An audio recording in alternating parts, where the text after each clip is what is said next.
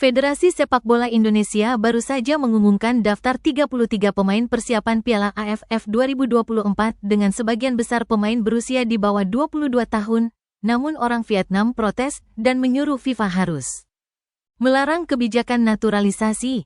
Emang agak lain mereka ini orang Vietnam, setiap sepak bola Indonesia maju mereka gak suka dan iri dengki. Dan mereka pun menyerukan hanya boleh menggunakan pemain yang tinggal di negara kelahirannya.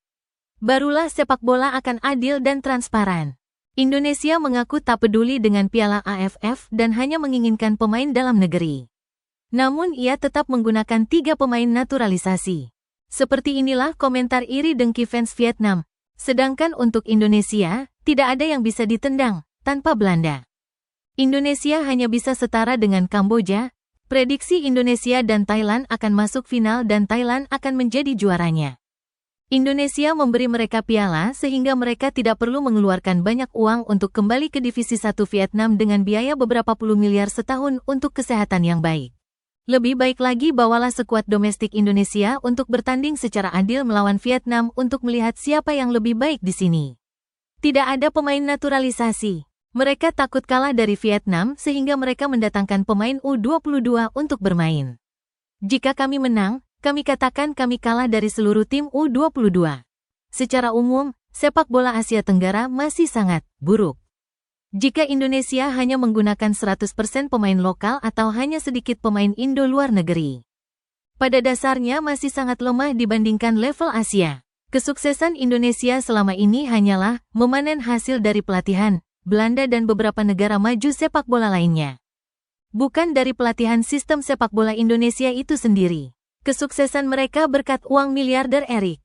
Melainkan uang mereka ahlinya cuma sampah. Apakah kandidat Vietnam Anda unggul dibandingkan Kamboja dan Laos? Cukup membuat heboh di Piala AFF 2024. Mengapa saya melihat postingan skuad kedua untuk bertanding biarkan skuad utama fokus pada kualifikasi Piala Dunia? Percayalah kami akan tersingkir dari babak penyisihan grup. Butuh waktu 2 tahun lagi bagi Indonesia untuk kembali seperti semula. Mereka tidak bisa ke Piala Dunia sehingga pemain asing bosan dan enggan pulang. Perlahan-lahan mereka mundur dan meminta bantuan pemain dalam negeri. Vietnam hanya kandidat nomor urut 3, Indonesia selalu mengkritik murni pemain dalam negeri Vietnam. Tapi mereka tidak melihat ke belakang pada diri mereka sendiri. Mengapa kita tidak mencari pemain yang berasal dari Vietnam untuk dinaturalisasi seperti Indonesia? Mengimpor pemain tanpa latar belakang apapun itu sulit bukan? Di Asia Tenggara, hanya Thailand dan Vietnam yang menggunakan sumber daya dalam negeri mereka secara murni dan efektif. Serta sangat bermakna datang ke sini untuk menyiksa para pemain Vietnam yang imut. Saya berharap mereka mempunyai pasukan yang cukup untuk mengajarkan Asia Tenggara apa itu sepak bola, apapun yang Anda katakan, jika sampai ke Piala Dunia. Itu akan menjadi tamparan bagi seluruh Asia Tenggara. Banyak yang datang dan mengatakan ini dan itu tentang Indonesia, namun pemain yang asal-usulnya semua ada hubungannya dengan Indonesia tidak bisa berkata apa-apa.